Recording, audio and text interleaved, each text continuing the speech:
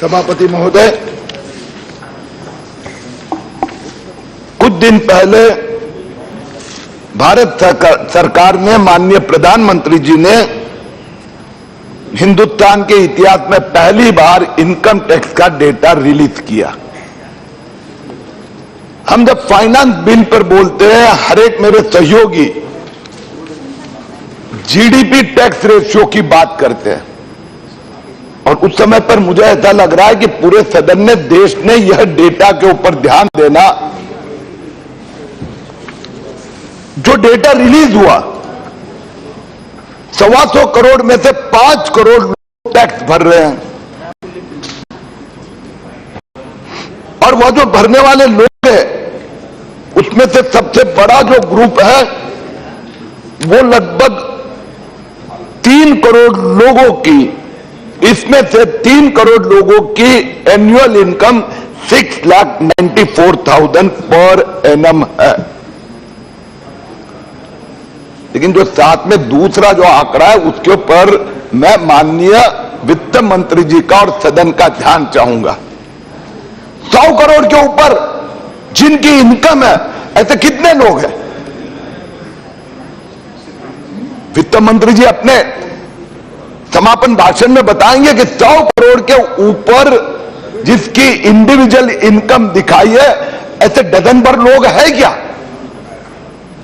नहीं है। इसमें दिया है just 6 people declared an average income of ₹68.72 crore in 2012-13। सबसे पहले मैं ये चाहूंगा कि यह जो टैक्स की नीति है, पद्धति है, उसमें जो अनेक वर्षों से चली आ रही है, इस देश में कितनी कंपनियों के पास खुद का हवाई जहाज है, जरा उसका डेटा भी कभी वित्त मंत्री रखे। It is couple of 100 companies in a way that plane is used by the owner of that company as his personal plane, लेकिन वो इनकम टैक्स कितना भरता है? आज बड़े बड़े लोग, मुझे कोई इंडस्ट्रियलिस्ट का नाम नहीं लेना है, लेकिन अब हिंदुस्तान के, मैंने पहले भी इस सदन में कहा था कि वित्त मंत्री ने कभी आउट ऑफ बॉक्स सोचना पड़ेगा, हमने भी सोचना पड़ेगा। अब सेंसेक्स ले लो, जो बॉम्बे स्टॉक एक्सचेंज है, एनएसई है, उसकी टॉप 500 कंपनीज ले लो, उस 500 कंपनीज के 1000 प्रमोटर ले लो, और वो प्रमोटर कितना इनकम टैक्स भरते वो हिंदुस्तान के सामने आने दो। ये ना हमारी जो टैक्सेशन सिस्टम है, ये टैक्सेशन सिस्टम में जो जितना बड़ा होता जाता है, उतना बड़ा बड़ा बड़ा प्रोटेक्शन वो डेवलप करता है। और वो किस प्रकार से करता है? एक इंटरनल और एक एक्सटर्नल। मैं दोनों के उदाहरण दूंगा। आज हमारे राज्यसभा के एक सांसद हिंदुस्तान छोड़कर बाहर चले गए। अभी उन्होंने, अच्छा वो नहीं रहे अब उन्होंने 9,400 करोड़ सिर्फ हवाई जहाज कंपनी में लगा दिया। घोड़े भी है, क्रिकेट की टीम भी है, दुनिया भर के 35 देशों में। अच्छा सभापति महोदय देखो, मस्ती कर रहे हैं, वो कुछ इशारा कर रहे हैं, कुछ ऐसा ऐसा, देखो सही है ना, सही है, वो भी है नहीं ना, घोड़े के साथ वही भी है। सभापति महोदय, दुनिया भर के 35 देशों में उनके बंगले हैं, लेकिन वो वहां से इनकम टैक्स कितना भरते हैं? क्या ये विकृति हम कभी देखेंगे नहीं, समझेंगे नहीं? मुझे लगता है ये विकृति के प्रति सदन ने दुर्लक्ष्य करना, या हमें जो जिम्मेदारी दी है उसके प्रति अन्याय करना है। आज जो विश्व में टॉप 10 में, जो टॉप 10 रिचेस्ट पर्सन में जो इंडियन आता है, वो इनकम टैक्स कितना भरता है? वो इस लिस्ट में नहीं है। टॉप मोस्ट टैक्स पेयर करके कोई क्रिकेटर होता है या कोई फिल्म स्टार होता है। और इसके लिए सबसे पहले मैं सदन का ध्यान आकर्षित करना चाहूंगा कि जो हिंदुस्तान में रहते, हिंदुस्तान में इंडस्ट्री लगाते हैं, हिंदुस्तान में उनका घर होता है वो 500 करोड़ का होता है, उनके बंगलो होते हैं वो 1000 करोड़ के होते हैं। तो ये टैक्सेशन सिस्टम में परिवर्तन लाना चाहिए और इस प्रकार की जो एग्जेम्पशन है उसको नाबूद करना चाहिए, हटा देना चाहिए।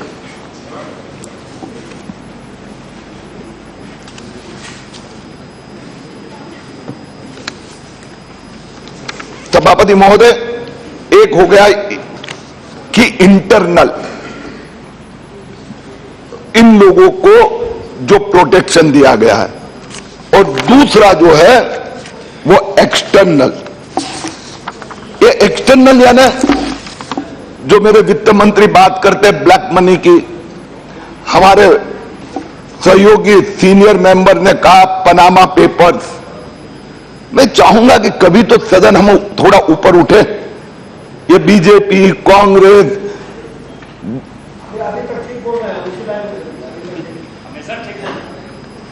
कभी तो हम ऊपर उठे। ये जो what is OECD, what is tax haven, what are the Panama paper?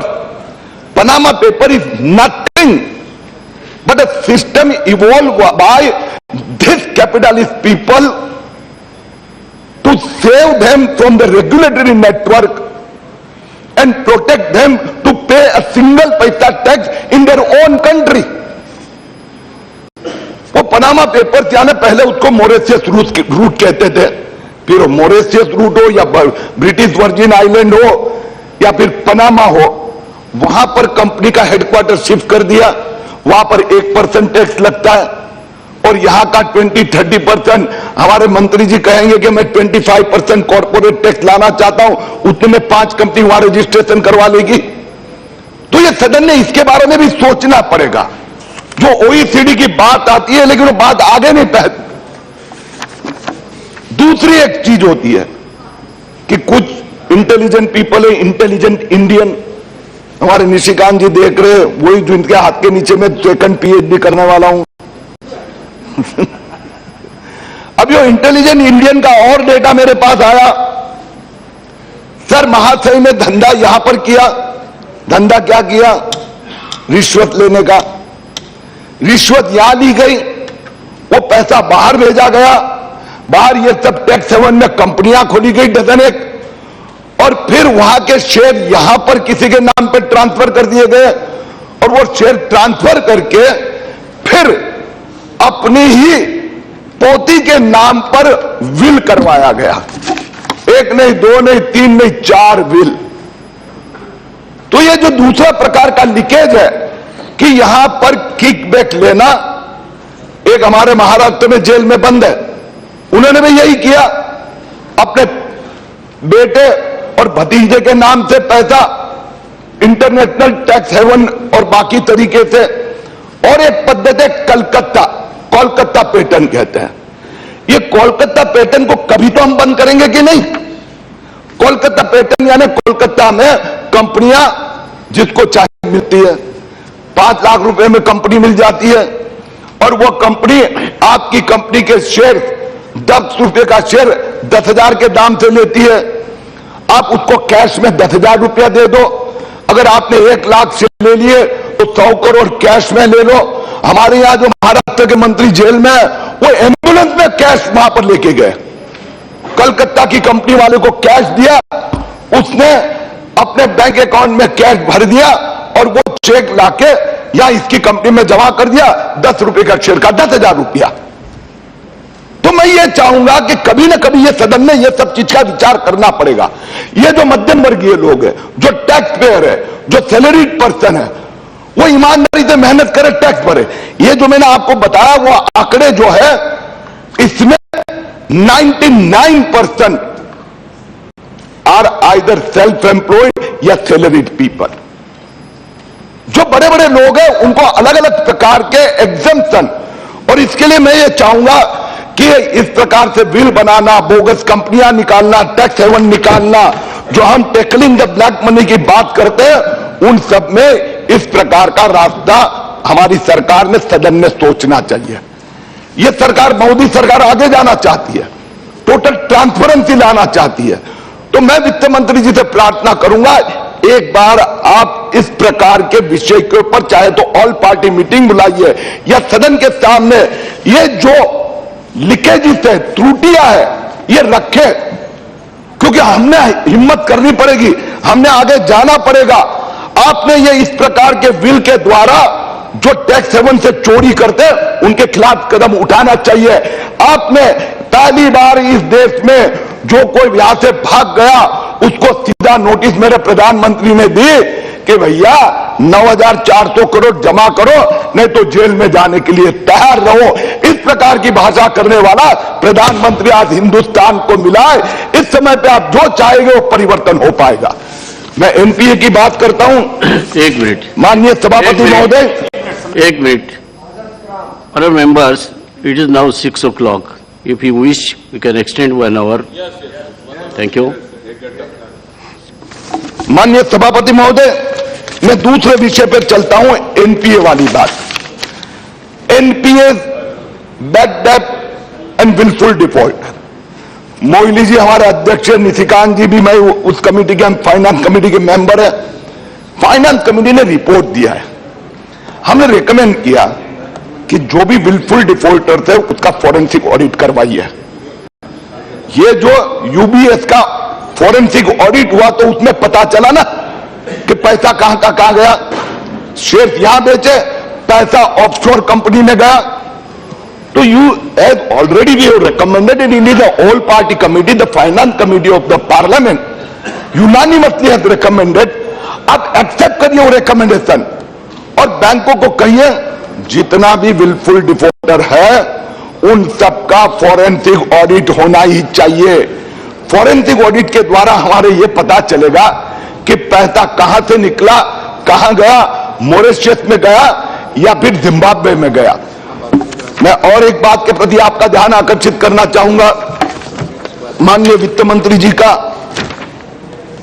कि दुनिया में जो टेक्नोलॉजी में परिवर्तन आ रहा है, मुझे बहुत सुंदर मैसेज आया, पूरे सबके व्हाट्सएप पे घूम रहा होगा, लेकिन वो पढ़कर मुझे लगा कि ये सदन के सामने रखना चाहिए। टेक्नोलॉजी कितनी फास्ट चेंज हो रही है। See the message. In 1998 कोडाक, the camera manufacturing company, Kodak had 1,70,000 employees and sold 85% of all photo papers worldwide. Within just few years, their business model disappeared and they got bankrupt. 10 साल पहले हम camera लेते थे, आज camera अस्तित्व में ही नहीं है। सब अपने अपने मोबाइल में फोटो निकालते हैं। कोडाक कंपनी बैंकक्रप्ट हो गई। पेपर का भी जरूरत नहीं है। आगे उन्होंने लिखा है, welcome to exponential age, software will disrupt most traditional industries in next 5 to 10 years। मैं आपके द्वारा, जयंत सिन्हा जी आप बहुत अच्छी तरह से समझेंगे, लेकिन हमारी सिस्टम को समझाना पड़ेगा। हमारी सिस्टम अभी भी 50+ एज वाली है। उन्होंने जो आगे लिखा है बहुत सुंदर लिखा है। उसने लिखा है, software will disrupt most traditional industries in next 5 to 10 years। Uber is just a software tool. Please listen, Uber is just a software tool. They don't own any car and are now the biggest technique taxi company in the world. जो दुनिया की सबसे बड़ी taxi company है, उसकी खुद की एक भी टैक्सी ही नहीं है, कार ही नहीं है। It is just software, a platform they made available. आगे और एक उदाहरण दिया है, Airbnb is now the biggest hotel company in the world. Airbnb is now the biggest hotel company in the world, although they don't own any properties. Airbnb is nothing but just like Uber, a website. और इसीलिए मैं आपसे कहना चाहूंगा आपके द्वारा कि जब भारत ये दुनिया को आईटी का ज्ञान दे रहा है, उस समय पर हमारे यहां इंटरनल आईटी का कितना उपयोग हो रहा है, हमारी फाइनेंस मिनिस्ट्री में कितना हो रहा है, इनकम टैक्स में कितना हो रहा है। जब हमारी फाइनेंस कमेटी इसका विचार कर रही थी, इंटरेक्शन कर रही थी, तब हमें जानकर दुख हुआ। कितना, यानी कितनी लोएस्ट, यानी जो हिंदुस्तान वर्ल्ड का ब्रेन है वही हिंदुस्तान फाइनेंस मिनिस्ट्री या सरकार, आज मेरा प्रधानमंत्री रहता है कि वो जो सबसे ज्यादा टेक्नोलॉजी प्रेमी प्रधानमंत्री है, उस समय पर एक और हमारा ग्रोथ पे ग्रोथ चल रहा है और दूसरी ओर डेट पे डेट बढ़ रहा है। मैं अंत में एक दो तीन महत्व के मुद्दे के ऊपर आपका ध्यान आकर्षित करना चाहूंगा। एक बहुत छोटा बिंदु है, कहीं प्रिजम्पटिव टैक्सेशन सेक्शन 44 AD में वो थ्रेशोल्ड लिमिट में 1 करोड़ 2 करोड़, एक दूसरा जो निशिकांत जी ने अपने भाषण की शुरुआत करते समय SEZ का विषय को छेड़ा था, तो मैं चाहूंगा कि जब यह सरकार ने टैक्स टेररिज्म के प्रति तीसरी आंख ऊपर की, तो आज SEZ का हमें अगर टैक्स विड्रॉ करना है तो we will have to see it is not retrospective. मेरे मतदार संघ के कॉर्नर पर, बॉर्डर पे, मेरे मतदार संघ पे मैंने काफी मेहनत की। 3 IT SEZ के, एक डेवलपर के 3 बिल्डिंग आ रहे हैं। एक तो मैट के कारण SEZ डाउन हुआ, या दूसरा इसके कारण तो 3 बिल्डिंग आ रहे हैं, 2 ऑलरेडी फंक्शनिंग है, तीसरे का कंस्ट्रक्शन चालू है। लेकिन दुर्दैव से यहां पर हमारी सिस्टम ने 31/3/2017 सनसेट क्लोज फॉर डेवलपर लगा दिया। सर, एक SEZ के लिए जमीन प्राप्त करना, प्लान पास करवाना, उसका कंस्ट्रक्शन करना, ये यहां बैठे हुए लोगों को कैसे पता चलेगा? मैंने ये जो IAS ऑफिसर, IRS ऑफिसर को कहा, चलो मेरे साथ में मेरे मतदार क्षेत्र में मुलुंड के कॉर्नर पे, मुलुंड ऐरोली पे, जो 55,000 नौजवानों को रोजगार देने वाला है। आज ये 55,000 को अब रिट्रोस्पेक्टिव इफेक्ट डाल के वो SEZ बंद हो जाएगा, तो मेरे क्षेत्र में 55,000 लोगों को जो रोजगार मिलने वाला है उसके पर असर होगी। और इतने मैं चाहूंगा, आप SEZ का एग्जम्पशन बंद करना है करो, बट सी डेवलपमेंट के लिए कितना साल लगता है या बैठकर हम कैलकुलेट नहीं कर सकते। रीजनेबल पीरियड सनसेट क्लोज के लिए देना चाहिए, अदरवाइज ऑल्सो 22% मैट भर रहे हैं और उसके बाद में ये मैट भी रेट्रोस्पेक्टिव टैक्स था जिसके कारण SEZ डाउन, वो उसके कारण भी इनके कारण खत्म हुआ। अब इसके कारण मैं और एक छोटे से पॉइंट पे ध्यान आकर्षित करना चाहूंगा और फिर मेरा भाषण समाप्त करूंगा। माननीय सभापति महोदय, मेरा एक जो दूसरा विषय है पोन्जी कंपनी, जो बोगस चीट फंड कंपनी, जिसके बारे में इस बजट में बिल इंट्रोड्यूस करने की बात की गई है, राष्ट्रीय स्तर पर कानून लाने की बात की है। फाइनेंस कमेटी ने जो रिकमेंडेशन किया था उसका भी जिक्र उसमें हुआ है। एक बिल ऑलरेडी गवर्नमेंट ने वेबसाइट पे डाला है। मैं माननीय वित्त मंत्री जी से, माननीय जयंत सिन्हा जी से मेरी इस संबंध में बहुत विस्तृत चर्चा हुई है। मैं उनको चाहूंगा कि जैसे मेरे पास कुछ फिगर्स है, सेबी ने अभी 1489 कंपनीज की लिस्ट जारी की है कि जो डूबीएस कंपनीज है, लेकिन एक्शन में काफी ढीलापन है। हम जब ये नया बिल लाए तो उसका जो डेफिनेशन है वो इस प्रकार का विस्तृत हो कि सब प्रकार की बोगस कंपनियां इसमें कवर हो जाए। मैं अंत में इतना ही कहूंगा कि ये काफी अच्छा फाइनेंस बिल और बजट है, प्रोग्रेसिव है, लेकिन टैक्स नेट बढ़ाने की दृष्टि से हम थोड़े कड़े कदम उठाए और जो हायर अप है, जो higher up individual tax payment के सिस्टम से निकल जाते हैं, आप कॉर्पोरेट का एग्जम्पशन बंद कर रहे हो, उस प्रकार से यू थिंक समथिंग। और ये जो बड़े, क्योंकि लोगों में रिएक्शन आता है, जो मध्यम वर्गीय पगारदार है वो बोलता है मैं इतना टैक्स भरता हूं, लेकिन 500 करोड़ के बंगले वाला, 1000 करोड़ के मकान वाला, खुद के 4 प्लेन वाला, ये मेरे जितना भी टैक्स नहीं भरता है।